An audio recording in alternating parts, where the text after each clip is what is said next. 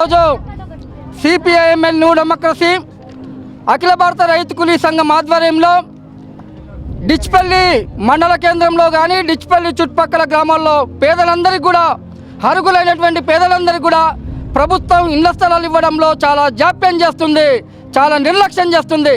ప్రభుత్వ భూములుండి real estate వ్యాపారస్తులు భూ కబ్జాదారులు ప్రభుత్వ భూములన్నీ కబ్జా చేసుకుంటే వాటి జోలికి వెళ్తలేరు. కానీ అదే ప్రభుత్వ భూమి 475 475 డిచ్పల్లి కిల్లా గ్రామంలో సుమారు 90 ఎకరాల భూమి ఉంటే ఆ భూమి పేదలు ఆక్రమించుకోవడానికి పోతే అరెస్ట్ చేశారు.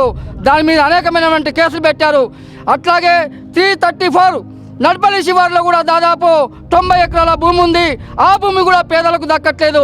ఈ రకంగా వందల వేల ఎకరాల ప్రభుత్వ భూముల్ని భూ కబ్జాదారులు కబ్జా చేస్తున్నారు. కానీ పేదలకు ఇవ్వట్లేదు ఇళ్ళ జాగాల కోసం.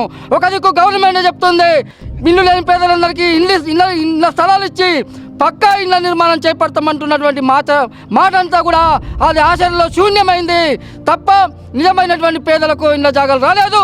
రేపు రాబోయే రోజుల్లో కూడా ప్రభుత్వం ఇదే మొండి వైఖరి వహించినట్లయితే ఖచ్చితంగా తహసీల్ కార్యాలయాన్ని ముట్టడిస్తాం, భూ ఆక్రమణకు వెళ్తాం, గుడిసెలు వేసుకుంటాం, భూములు ఆక్రమించుకుంటామని చెప్పేసి ఈ సందర్భంగా ప్రభుత్వాన్ని హెచ్చరిస్తూ ఉన్నాం.